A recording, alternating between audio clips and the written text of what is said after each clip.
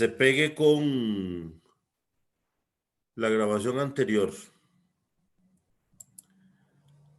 Vamos a tirar esta cosa. Ok.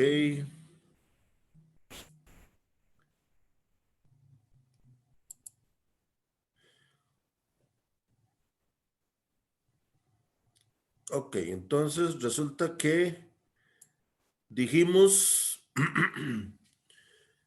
que vamos a estudiar las variables dependiendo de su naturaleza y de una serie de características, pues así es la estadística con que se tratan las variables. Por eso es que nosotros tenemos que averiguar algunas cosas de las variables, algunas características, y esas características son las que las ubican en un determinado grupo o en otro, y dependiendo del grupo al que pertenezcan las variables, pues entonces es la estadística que nosotros tenemos que aplicarles.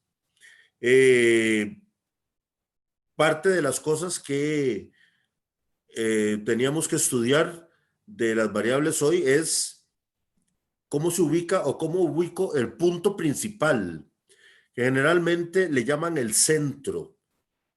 Por eso es que se llaman medidas de tendencia central. Yo prefiero llamarle el punto principal, porque normalmente no está ubicado en lo que uno llama centro, sino que este punto principal se ubica en donde está la mayor aglomeración de datos en una determinada distribución.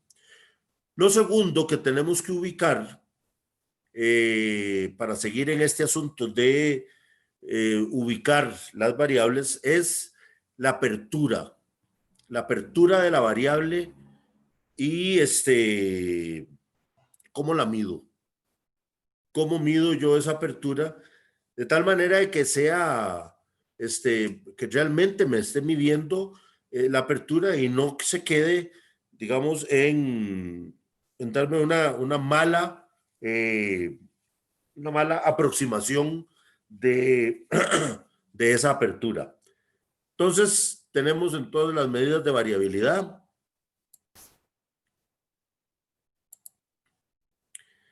El rango es la primera medida de variabilidad que ustedes se van a encontrar en todo lado. Rango está mal empleado y hace mucho tiempo lo cambió la Real Academia por ámbito, porque resulta que en español rango solo tenía el significado de rango militar, teniente o es capitán o es general o lo que sea. A eso es a lo que se refiere rango en español. Y no como se venía usando, que era la distancia que hay entre el valor máximo y el valor mínimo. Entonces a ese se le cambió el nombre por ámbito. En teoría, el ámbito es una medida de variabilidad también. Lo que pasa es que es una medida muy mala. El ámbito a mí no me sirve, perdón. Ahora sí quedó en reserva la moto, con día pago quedó en reserva. Uy. Sí. ¿Usted le echó gasolina ayer? Sí. Sí, ya estaba en reserva. Bueno, yo digo que fue en reserva porque se me apagó en el cruce. ¿Cuál cruce? Ahí en San Pedrito.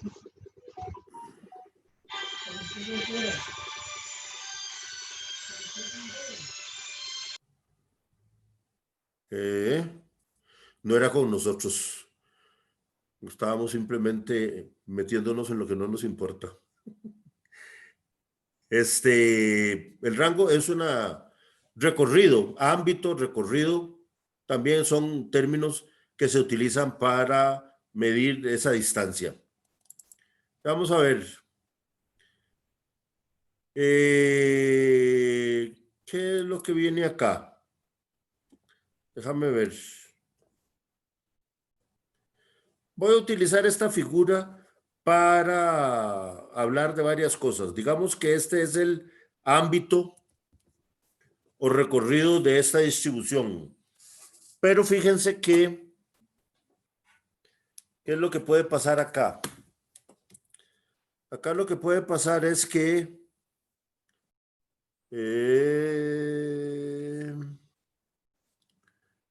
vamos a ver.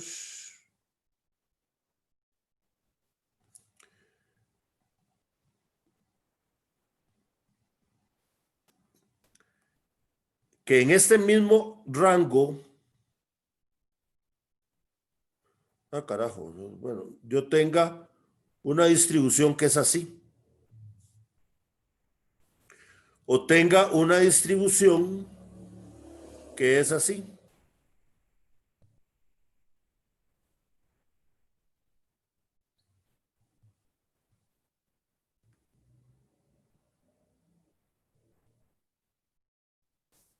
Bimodal. O tenga una distribución que es así.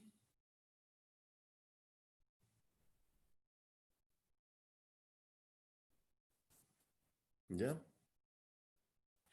Entonces, en un mismo rango, ¿verdad? Estamos hablando de este rango. En un mismo rango yo puedo tener un montón de formas de distribuciones. Obviamente puedo tener esta, puedo tener esta, puedo tener esta, puedo tener esta, puedo tener cualquier cantidad de distribuciones con un mismo rango. Y entonces el hecho de que a mí me digan el ámbito, la diferencia entre este valor y este otro valor, eso a mí en realidad no me dice nada de la forma de la distribución. Y entonces, por eso es que se busca otro tipo de medida de variabilidad que sí me diga algo en relación con no solo la apertura, sino también la forma que tiene la distribución. Vamos a ver ahora cómo regresamos a...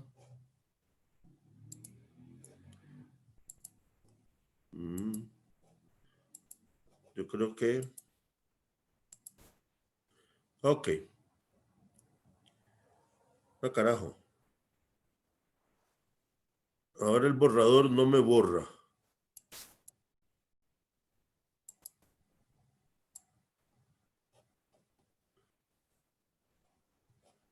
Ok, por dicha sí borró. Bueno, veamos esta posibilidad. ¿De dónde viene la apertura de una distribución? Cada puntillo de estos azules es un dato. Y tengo aquí en el centro el promedio. Esta flecha roja es el promedio. Entonces, yo tengo en de cada dato, yo voy a tener la diferencia con respecto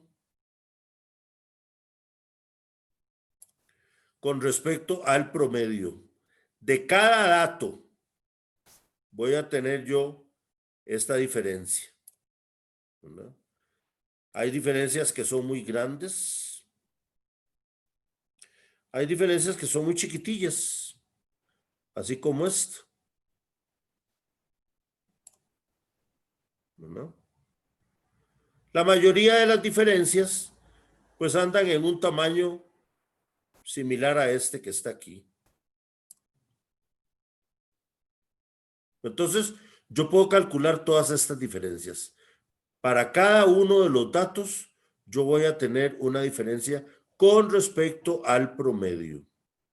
Entonces, fíjense ustedes una cosa como en realidad el calcular estas diferencias a mí de cierta forma me dice algo de la forma de la distribución. Observen que si yo tengo muchas diferencias pequeñas, eso quiere decir que es que tengo una distribución muy cerrada, ¿verdad? Tengo una distribución muy cerrada. Pero si tengo muchas diferencias muy grandes, Si tengo diferencias muy grandes,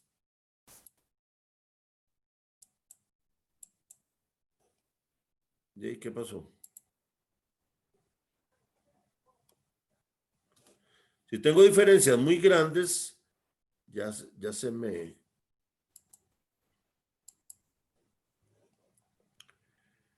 Si tengo muchas diferencias muy grandes, entonces eso quiere decir que tengo una distribución muy abierta, ¿verdad?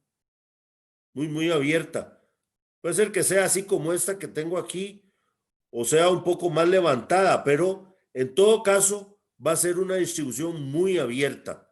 ¿Por qué? Porque simplemente tengo distancias muy grandes con respecto al promedio y tengo muchas.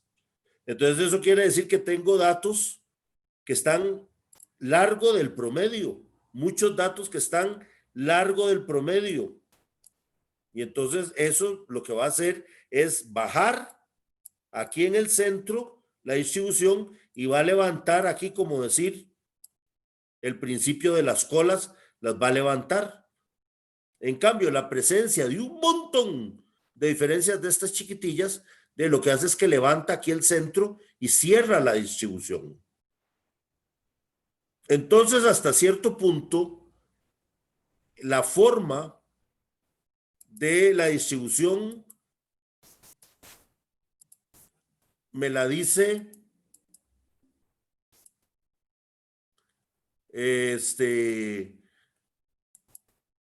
esta diferencia de datos con respecto al promedio. Vamos a borrar todo para que me quede el dibujito claro. Entonces, calculo todas las diferencias. Vamos a poner un ejemplillo muy rápido. Tengo esos datos. El promedio es 1.46. Entonces, a todos los datos le voy a restar yo 1.46. Como ustedes pudieron haber visto ahí en la figura, voy a tener diferencias que son positivas y diferencias que son negativas, ¿verdad? Entonces aquí tengo yo todas las diferencias. Voy a sacar un promedio de esas diferencias.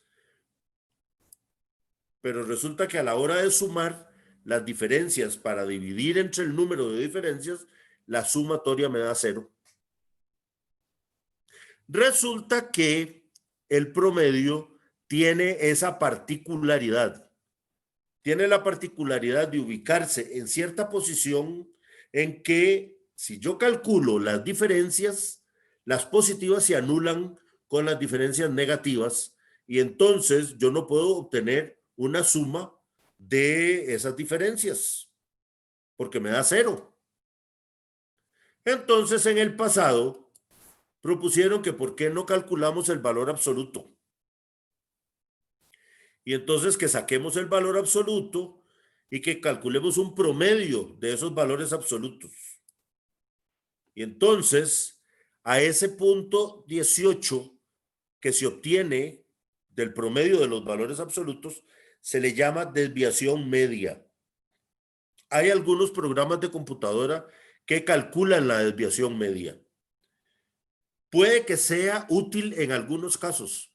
En algunos otros casos, en realidad, no es de gran utilidad la desviación media. Otras personas que estaban haciendo estadística al mismo tiempo y que era en la época en que se comunicaban por carta, entonces no había correo electrónico, había correo de mulas. Y entonces por eso era que había tanta gente trabajando en lo mismo y cada uno haciendo una cosa diferente. Entonces, por allá había otro grupo en que decidió que en vez de calcular el valor absoluto, que sacaran, que elevaran al cuadrado las diferencias. Y al elevarlas al cuadrado, entonces desaparece el valor negativo. Menos por menos da más. ¿Se acuerdan ustedes de esa cuestión? Y al elevar al cuadrado es como que si estuviéramos multiplicando 0.06 por 0.06. Menos por menos da más. Más por más da más. Y entonces desaparecen los valores negativos. Ahora yo puedo calcular un promedio de todos estos valores, ¿verdad? 0,484. Pero dése cuenta de una cosa, este valor es de diferencias elevadas al cuadrado. Por lo tanto, este promedio es el promedio de diferencias elevadas al cuadrado. Y a este valor se le llama variancia. Anteriormente se le llamaba varianza, pero la Real Academia dijo que no, que tenía que ser variancia. ¿Por qué? Yo no sé. Pero entonces se llama variancia. Y antes se llamaba varianza. Esto es una variancia. Y si le sacamos raíz cuadrada, entonces eso se convierte en desviación estándar. Entonces, esta es la formulita. Fíjese que a cada dato yo le resto su media. Los datos se representan como X sub I o Y sub I. Generalmente se lo van a encontrar como Y sub I. Y sub I. Y esta I lo que indica es 1, 2, 3, 4, 5, 6. Para decir, es el dato número 1, es el dato número 2, es el dato número 10,000. En los datos que tenemos de naranja. Le restamos la media, Y barra. Recuerdan que habíamos hablado del estimador del promedio, Y barra. Entonces yo le resto, a cada dato le resto el promedio. Pero lo elevo al cuadrado. Sumo todas las diferencias, sumatoria desde I igual 1 hasta N. Eso quiere decir las diferencias de todos los datos que yo tenga en la muestra. Yo voy a tener N datos. De los datos elevados al cuadrado, esta sería la fórmula de la variancia.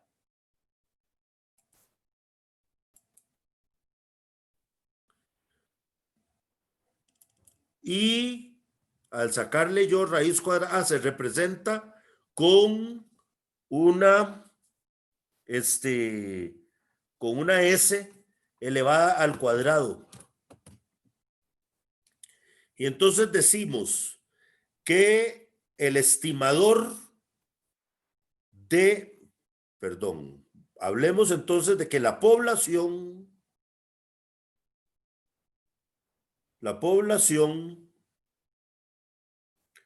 obviamente va a presentar una variancia, ¿verdad? El parámetro se representa con la letra griega sigma al cuadrado. Esta sería la variancia de la población. El estimador, este que está aquí, este es el aparato de estimar el parámetro sigma cuadrado. Este aparato se llama S cuadrado. Ahora, si yo le saco la raíz cuadrada a sigma cuadrado, entonces tengo,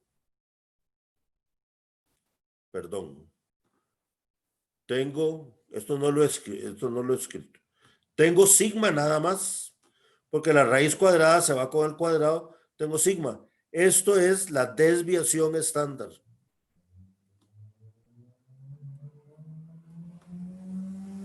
Parámetro, la población. El estimador de sigma es este.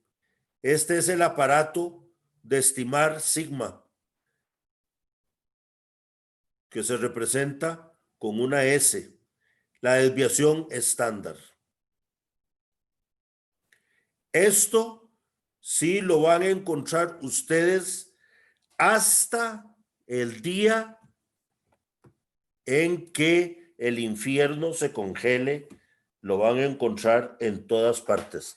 Absolutamente todo es desviación estándar.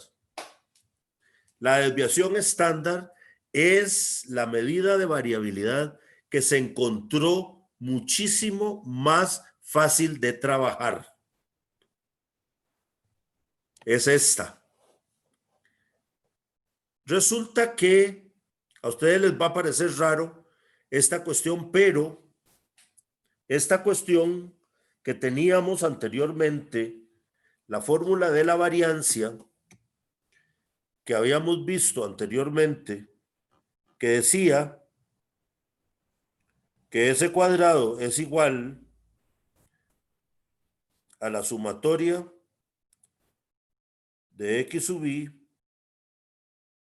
menos x barra al cuadrado, esta es igual a esta fórmula que está acá. Porque aquí, y espero que se acuerden,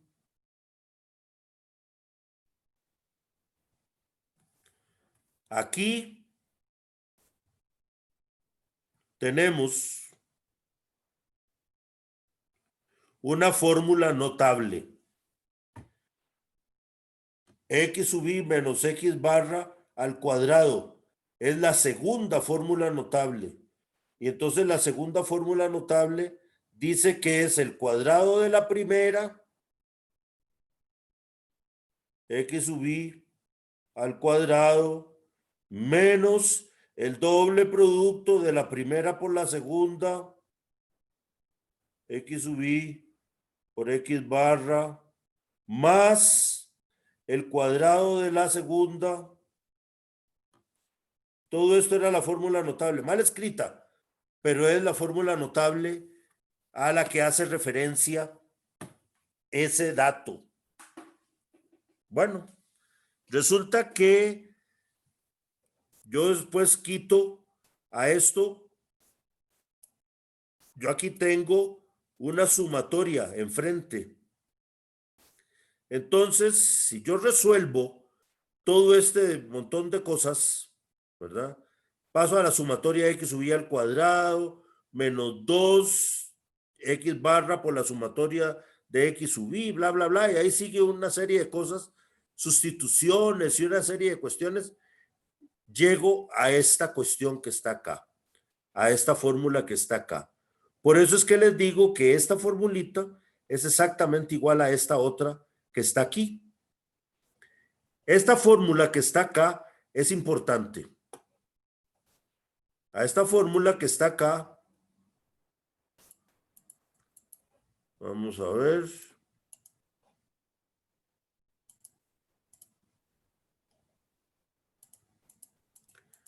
¿Y por qué no me deja borrar?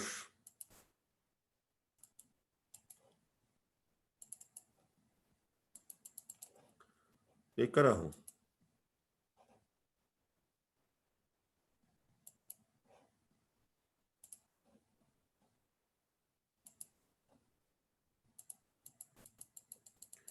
Ahora sí que me jodió porque no tengo campo.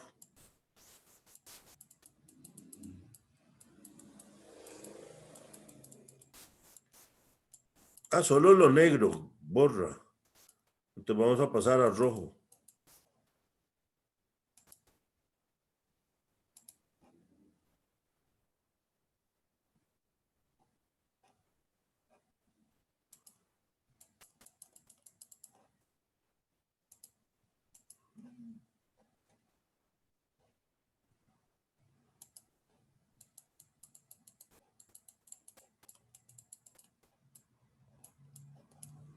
Carajo, ¿eh?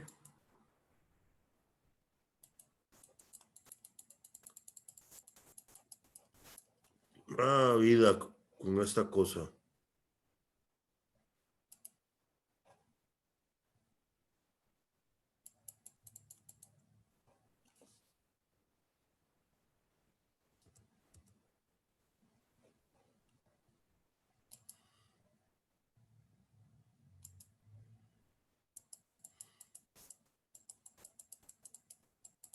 Bueno, se quedará.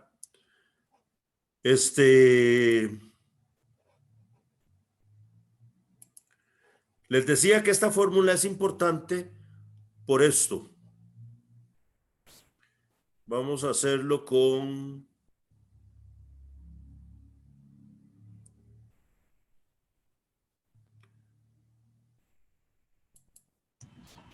la letra más Profe, ancha. permiso. Dígame. No hay una opción que le salga como borrar, que es como un basurero. Sí, aquí Ahí dice es. borrador. No, otra, que es un basurero que dice borrar. Está como al Sí, final. Dele ahí, a ver si ya se borra todo. Así, pero varias veces. No. Ay, no, qué problema. borrar mis dibujos. Borrar todos los dibujos. Borrar dibujos del espectador tampoco. No le da la gana borrar. Bueno, esta fórmula, a esta parte de la fórmula se le llamó suma de cuadrados.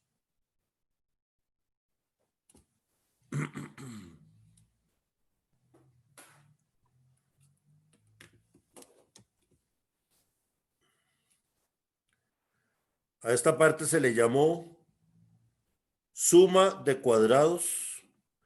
A esta otra parte de la fórmula se le llamó factor de corrección y a esta fórmula, a esta parte de la fórmula se le llamó grados de libertad. Eso para ustedes va a ser terriblemente importante en el futuro, porque van a tener que trabajar mucho tiempo con variancias. Por el momento no es así como que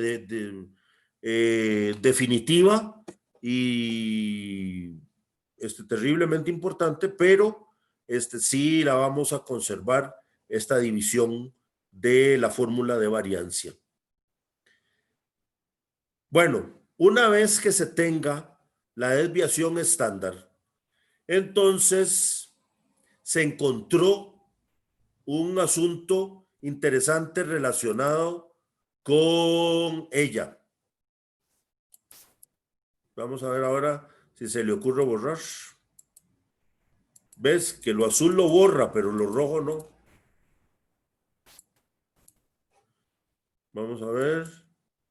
Borrar mis dibujos. ¿Ves? Borra los azules, pero no borra los rojos. Qué maldito. Bueno. Ahora es capaz que me cambio de... Ah, no, no los conservó. No, no me rayó la, la, la dispositiva esta. Bueno, encontraron una cosa interesante asociada a la desviación estándar. La desviación estándar, yo tengo aquí el promedio, ¿verdad? Y al promedio yo le sumo y le resto 2 veces la desviación estándar, cubro aproximadamente el 68% del área que está bajo la curva. Me refiero a esta área, ¿verdad? No me refiero a esta que son las colas. Me refiero a esta, ¿verdad? Sí, vamos a ponerlo.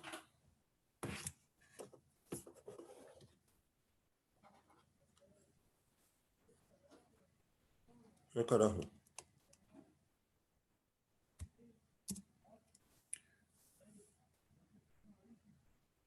Vamos a ver. Sería esta área. El 68% del área que está bajo la curva. que vendría a ser lo mismo, recuerden, si esto fuera un histograma de barras grandototas, esto sería pues el 68% del área que cubren las barras que componen el histograma que le dio origen a esta curva roja que representa al polígono de frecuencias. Si yo a la media le sumo y le resto 2 veces la desviación estándar, entonces tengo que esta área entonces cubre aproximadamente el 95% del área.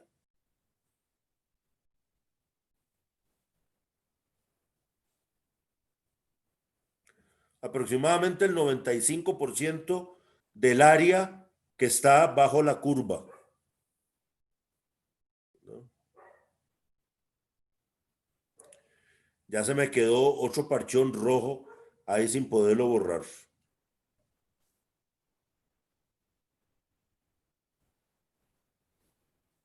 Bueno, ahora no le da la gana. Resulta que a esto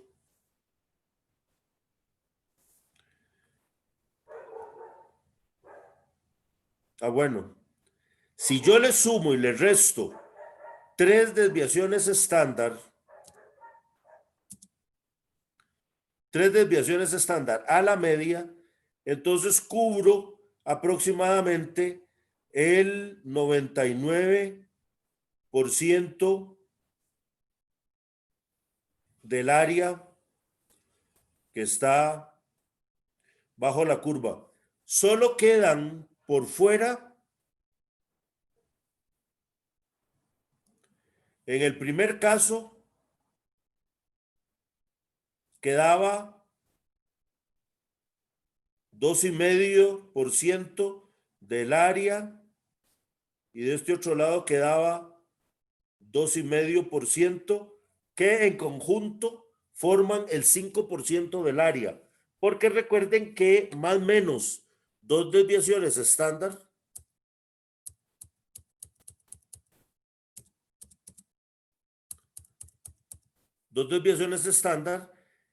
cubre aproximadamente el 95% del área, o sea,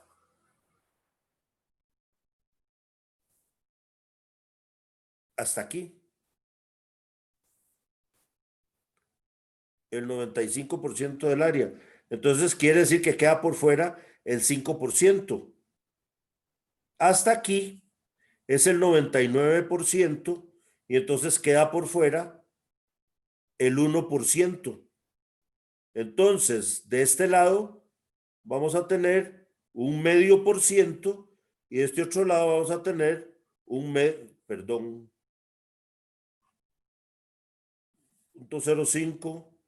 0,05, perdón, ya no sé escribir. 0,5% y un 0,5% de cada lado. A esta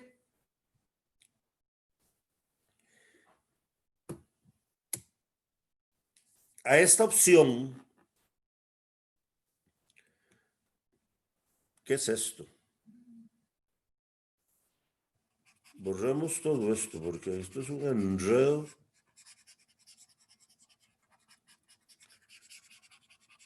A esta opción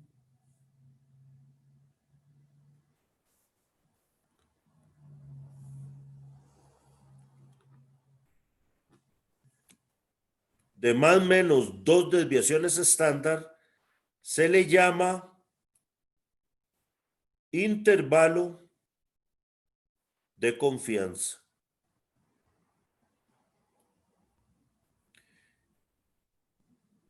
Y se dice que tiene una confiabilidad del 95%. ¿Se acuerdan que hasta aquí cubría el 95% del área bajo la curva. Entonces, eso quiere decir 95%. Ese es el 95%. ¿Qué es este montón de cosas que me están saliendo? ¿Sí? ¿Qué es este despelote, por Dios? Se me llenó la pantalla de cosas. Yo creo que ustedes no las ven, pero yo sí.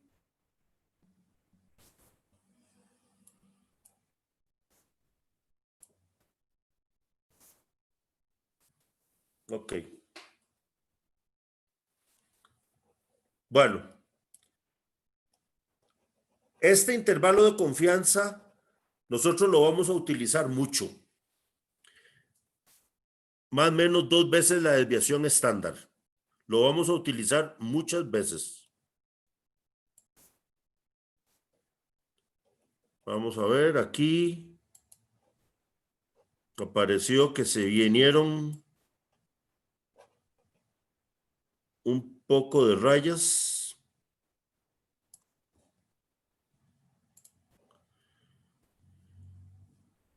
Otro que se utiliza como medida de variabilidad es el coeficiente de variación, que también es importante. El coeficiente de variación es dividir la desviación estándar entre la media y por 100.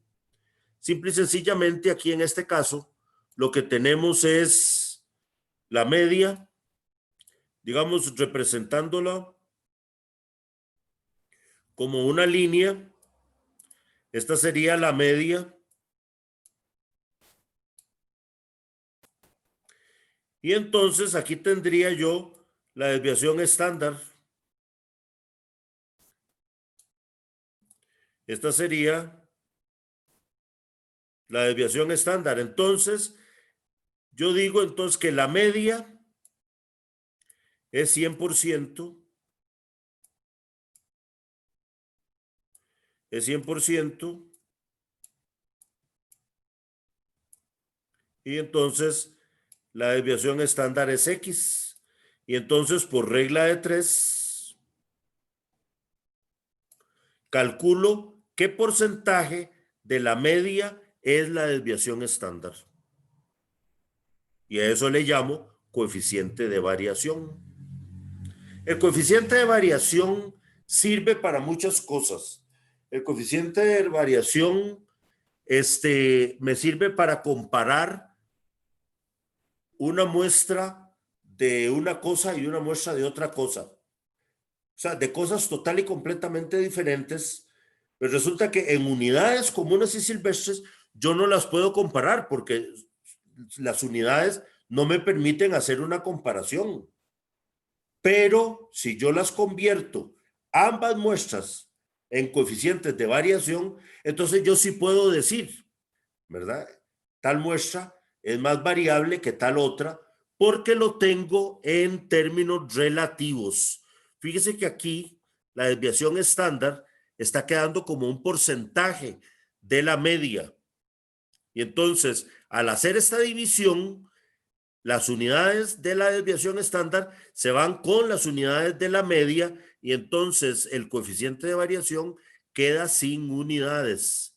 Y al quedar sin unidades es lo que nosotros llamamos un número relativo, y al quedar como número relativo, entonces yo puedo comparar números relativos provenientes de un lado y provenientes de otro lado.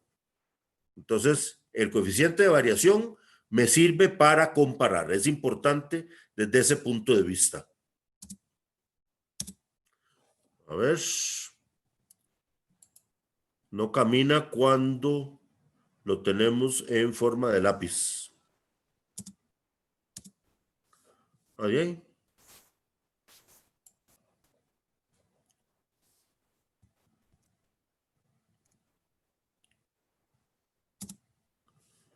Borrador.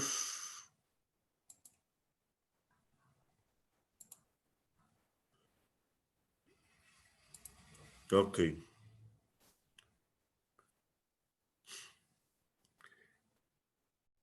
La variabilidad de las muestras.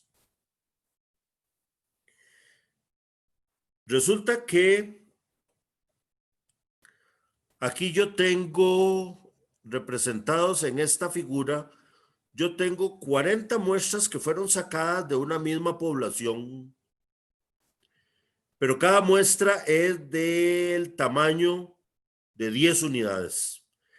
Aquí es donde yo quería llegar, porque se acuerdan que al puro principio yo les dijimos hace una semana que la muestra, para que sea representativa, debe ser aleatoria. Ahora le vamos a agregar que debe tener un tamaño adecuado. La muestra debe ser de un tamaño adecuado. ¿Ok? Esto yo no sé por qué lo puse dentro de las medidas de variabilidad, porque en realidad ya con el coeficiente de variación, las medidas de variabilidad se terminan. Ahora aquí estamos hablando de el tamaño de la muestra, ¿verdad? Entonces yo saqué 40 muestras, cada una de 10 unidades, de 10 individuos seleccionados al azar. Y calculé un promedio para cada una de las 40 muestras. Cada puntito de estos que ustedes ven acá en la gráfica es el promedio de una de las muestras. Quiere decir que aquí hay 40 puntitos. Y esta raya que está aquí en el puro centro es el promedio de la población. Observen la distribución de los promedios cuando la muestra es de tamaño 10. Ahora yo elevé el tamaño a 30. Saqué 40 muestras, pero cada una de tamaño 30. Y vuelvo a graficar los promedios. Observen que los promedios se acercan más al promedio poblacional. Ahora yo repito el experimento, pero ahora las muestras van a ser de tamaño 100. Y observe los puntitos, cómo se arriman al valor del promedio poblacional. Recuerden que en teoría, yo lo que debo hacer es estimar el tamaño poblacional, el parámetro poblacional. Eso es lo que nosotros hacemos en estadística. Entonces, dése cuenta de una cosa. Conforme aumenta el tamaño de la muestra, aumenta la posibilidad de que yo estime muy bien el parámetro poblacional, porque observen que los datos cada vez se acercan más y más y más y más al valor que tienen que estimar. Es más, fíjense que hay valores que dan exactamente igual al promedio poblacional. Si yo elevo más todavía el tamaño de la muestra, estos puntillos se van a cerrar todavía más sobre el promedio. Y entonces va a haber cada vez más puntillos que caen sobre el valor de la línea. Entonces hay que llegar a un punto de equilibrio, ¿verdad? Hay que llegar a un punto de equilibrio tan grande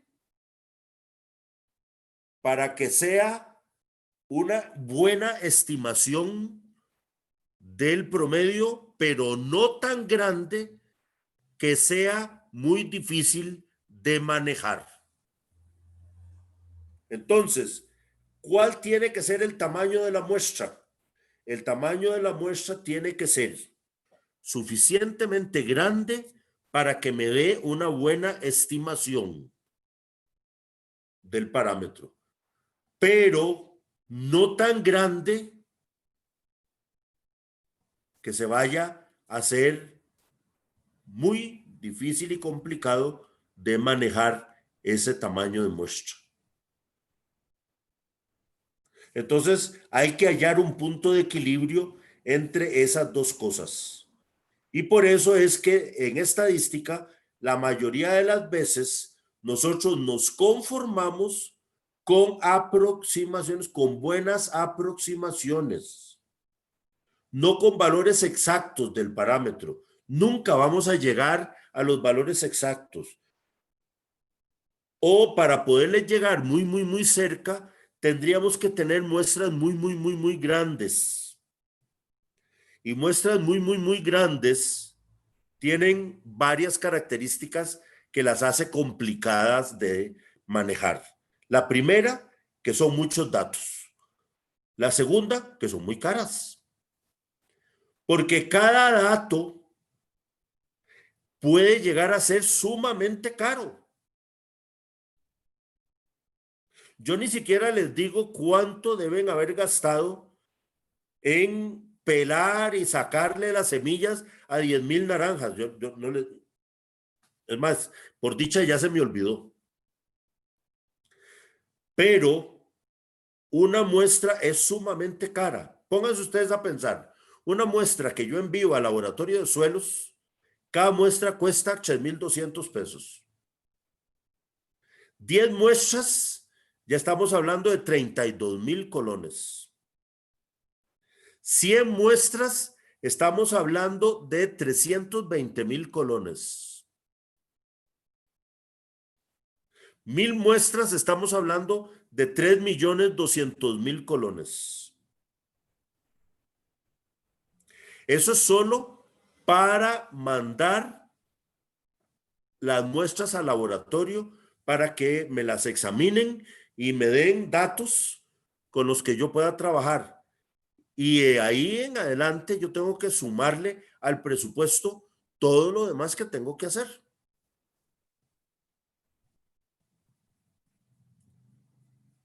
Pregúntenle a don Dani cuánto cuesta una muestra que yo mande al laboratorio de nematología. 7,000 más IVA. ¿Perdón? 7,000 más IVA. Bueno, imagínense, 7,000 pesos más el IVA.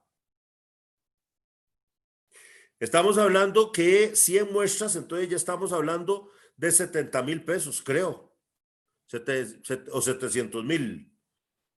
Dani debe saber muy bien porque es el que cobra. 700,000. Bueno, imagínate, son 700,000 pesos, 100 muestras. Y 100 muestras no es nada, les cuento. En estadística, 100 muestras no es nada. Pero ya estamos hablando de 700,000 pesos más el impuesto de ventas. Simplemente pueden llegar a ser muy onerosas las muestras de tamaño muy grande. Entonces, hay que encontrar un equilibrio. Y por eso es que pronto vamos a ver cómo asociamos, porque es que todavía nos hacen falta algunas cositas y entonces vamos a asociar una serie de conceptos que se concretan en una formulita y esa formulita es la que pondera la dificultad y pondera la confiabilidad para calcular un tamaño de muestra adecuado. Entonces, la muestra para que sea representativa debe ser aleatoria y además debe tener un tamaño adecuado. Y ya sabemos lo que quiere decir un tamaño adecuado. Bueno, dejemos el asuntito del tamaño de la muestra, pasemos a otro concepto que es importante, que son las medidas de posición. Las medidas de posición van a ser importantes porque contribuyen a una figurita que se ha convertido en muy útil. Y ahorita vamos a llegar a la figurita.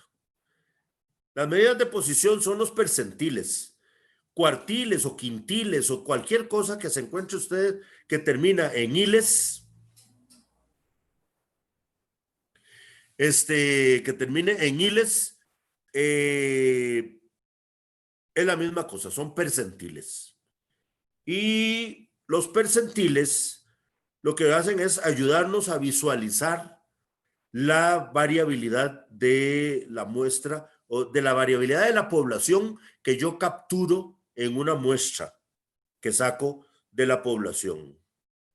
Entonces, dice que los cuartiles son 3, 25, 50 y 75.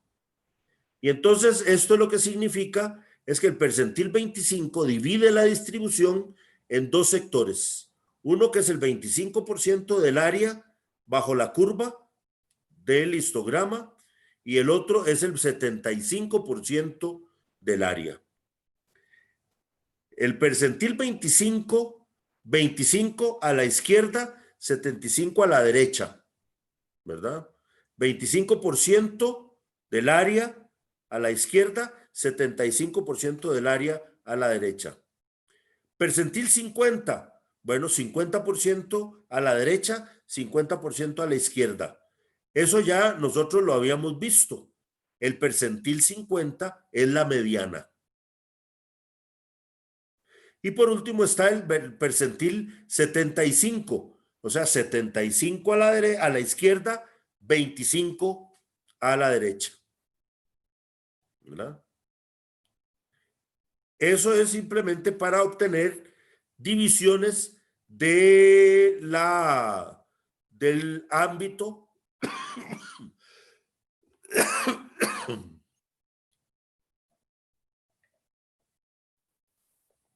y construir una cuestión que se llama el box plot, que nos habla de muchas cosas en una sola figurita. Ejemplos. ¿Cómo puedo determinar yo el percentil 25 y el percentil 60 de los siguientes datos? Entonces tengo estos datos y los ordeno de menor a mayor. Entonces, voy a sacar el percentil 25. Tengo 12 datos, ¿no? Tengo 12 datos. Lo multiplico por 25 y divido entre 100. Me dice que es el número 3. Entonces, 1, 2, 3. El tercer dato, el percentil 25, resulta un entero. Es un valor entero.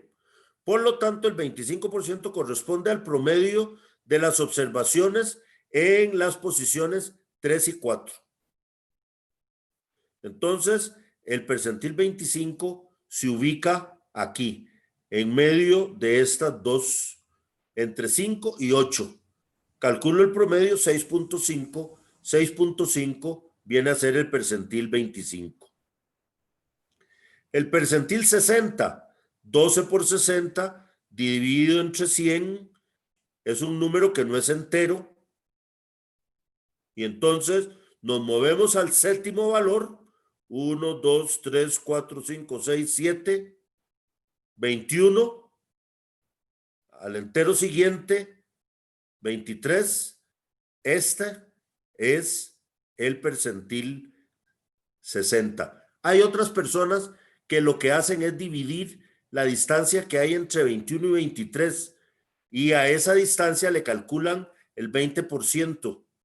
Y entonces el 20% se lo suman a 21 y entonces dicen el percentil 60 es el valor tal y tal y tal y tal. Bueno, son formas de calcular. En todo caso, son medidas de posición. El percentil 25 me divide la colección de datos en un 25% de los datos a la izquierda y un 75% de los datos a la derecha. El percentil 60 me divide los datos en un 60% a la izquierda, 40% hacia la derecha. Eso es lo que hacen los percentiles.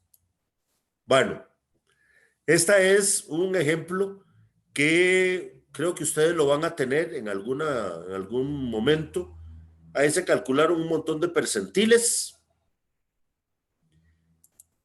En práctica, nosotros vamos a calcular cualquier cantidad de percentiles. La máquina la vamos a poner a calcular percentiles. Pero a donde yo quería llegar es al box plot. El box plot se construye calculando el percentil 25, el percentil 50 y el percentil 75.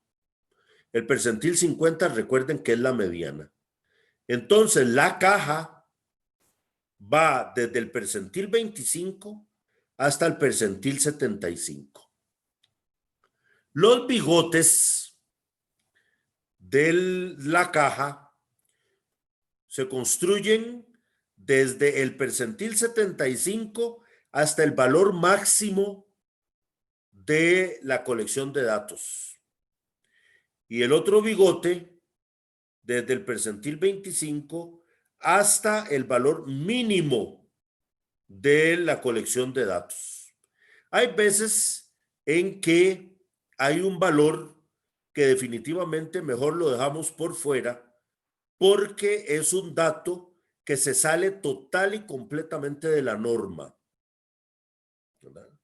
Es un dato que está por allá volado y que simplemente no entra dentro de este conjunto. Entonces lo dejamos por fuera y lo representamos con un puntillo y ya se sabe que esos puntos son valores que quedaron fuera de la norma de los datos. Y este otro punto que queda dentro de la caja es la media. Entonces, fíjense algo que podemos empezar a decir utilizando el box plot. Fíjese que hay una diferencia entre la mediana y la media. Y la media está hacia abajo.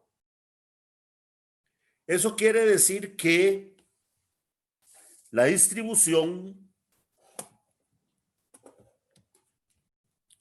vamos a ver si me sale. Eso quiere decir que la distribución está un poco inclinada hacia acá, hacia abajo. Si la media hubiera estado aquí arriba, entonces hubiéramos tenido una distribución echada hacia arriba. La diferencia entre la mediana y la media se llama sesgo. Entonces, el sesgo siempre se va a calcular. El sesgo siempre se calcula media menos mediana. Siempre. Entonces, en caso de que el sesgo sea negativo, eso quiere decir que la desviación, si esto estuviera al derecho, si esto estuviera acostado, por decirlo de alguna manera, si el sesgo es negativo, la distribución está sesgada a la izquierda. Y si el sesgo es positivo, para ver, media menos mediana es negativo a la izquierda, positivo a la derecha. Siempre me equivoco. Por eso no se asusten, porque siempre me equivoco. La media menos la mediana, para que sea negativo, la mediana tiene que ser más grande que la media. Sí. Es esta condición. Entonces el sesgo sí es a la izquierda. En este otro caso, la media es mayor que la mediana, la diferencia es positiva. Eso quiere decir que la media está de este otro lado. La distribución está sesgada hacia allá. Perfecto. Me salió bien de pura casualidad. Bueno, y aquí ya me salió una carajada que no sé cómo se quita. ¿Ustedes no la ven?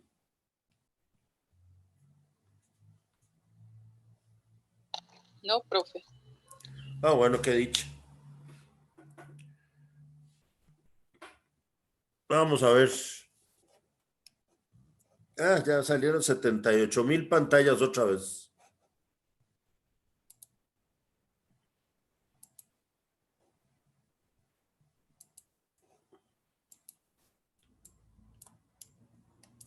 Ok. Bueno.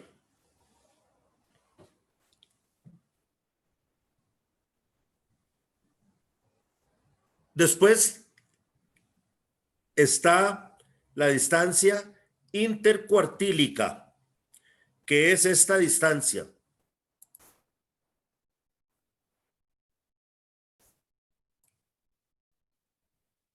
Esta distancia. Y esta otra distancia también. Puede que sean diferentes.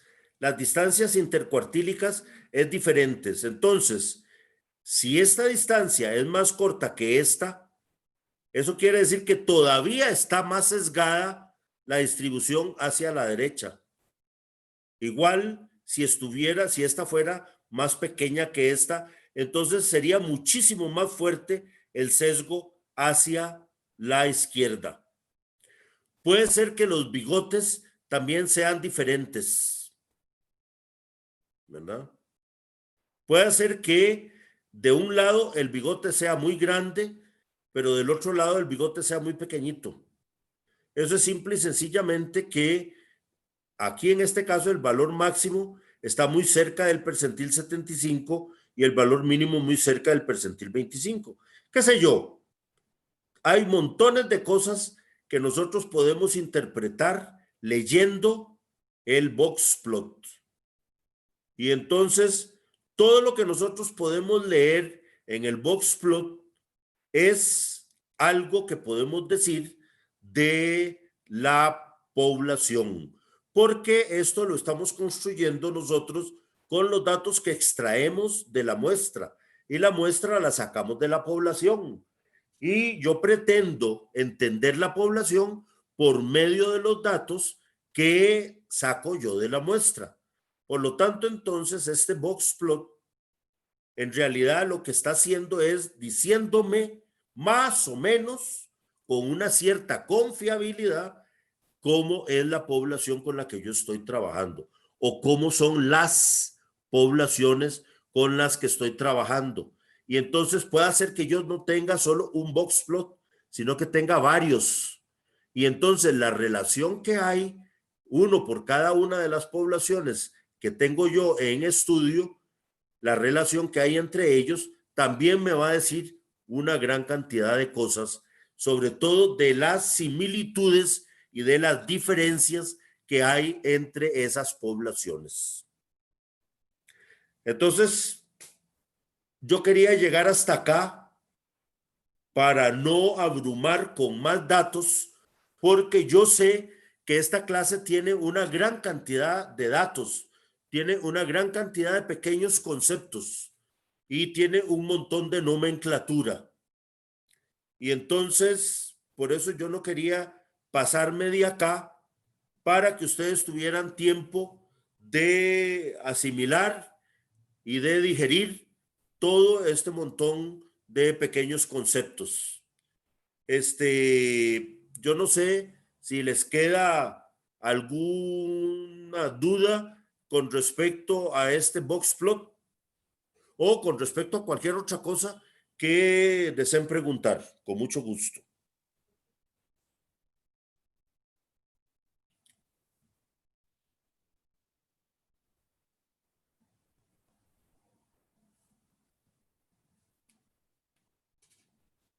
Bueno, todo parece indicar que hasta que vuelvan a ver el video van a empezar a salir las dudas.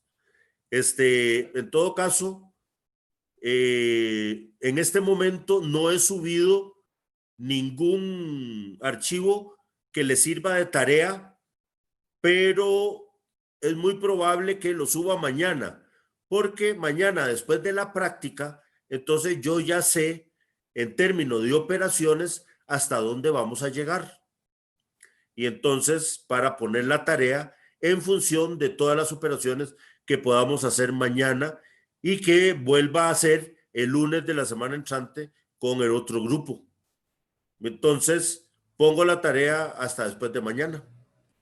En todo caso, en el sitio web les va a aparecer tarea sobre bla, bla, bla, bla, bla, para que ustedes lo bajen, y va a estar también ¿cómo se llama? El formulario para recoger la información. Ese va a subir el lunes. El día que se acaba el formulario que en este momento está trabajando, se acaba ese y entra a trabajar el otro. Bueno, señores, entonces yo hasta aquí quería llegar. Ojalá que no les dé demasiado dolor de cabeza con esta clase. Espero que lo dijeran muy bien, porque toda la información que tenemos de hoy es información que no se les va a acabar nunca, que es información que les va a estar saliendo siempre, siempre, siempre, siempre, independientemente de lo que ustedes estén leyendo. Es lo que les va a permitir a ustedes entender todo lo que se encuentren en la literatura, independientemente de lo que estén estudiando, siempre y que estén estudiando agronomía, ¿verdad? Bueno, señores, todo sería por hoy. No se les olvide repasar, no se les olvide hacer la tarea de la semana pasada, no se les olvide estudiar y acumular todas las preguntas que tengan que hacer para la próxima vez en que nos reunamos. Y muchas gracias, y entonces que pasen muy buena noche. Gracias, profe. Igualmente. Gracias, Juan. Gracias, profe. Buenas noches. Buenas noches. Buenas noches a todos. Gracias, profe. Bueno, Profe, yo tengo una duda. dígame usted. Jefferson. Don Jefferson, sí, ya lo vi. Profe, la tarea que usted dijo que subía mañana, para las personas que tenemos la clase el lunes. No, es para todos. Lo que pasa es que hasta mañana sé yo dónde voy a llegar con todo esto que vimos hoy. ¿Ves? Porque mañana es la práctica con el primer grupo. Ah, ok. Y yo no sé hasta dónde vamos a llegar. Puede ser que cubramos todo lo que vimos hoy, que lleguemos hasta hacer box plots.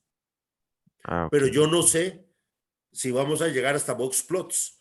¿Ves? Si llegamos hasta box plot, entonces yo sé qué tan grande tiene que ser la tarea. Pero si no Ok. llegamos a box plot, entonces yo ya sé qué tan limitada tiene que ser la tarea. Igual, digamos, para el grupo, entonces esperamos esa Sí. tarea para el lunes. Lo mismo que voy a hacer mañana, lo voy a hacer con el grupo de lunes. Exactamente lo mismo. Ok, sí, no, la duda era esa, digamos, hasta cuándo Sí. esperábamos esa tarea. No se preocupe, no le vamos a hacer tarea diferenciada. Está bien, gracias, profe, pura vida, buenas noches. Bueno, Jefferson.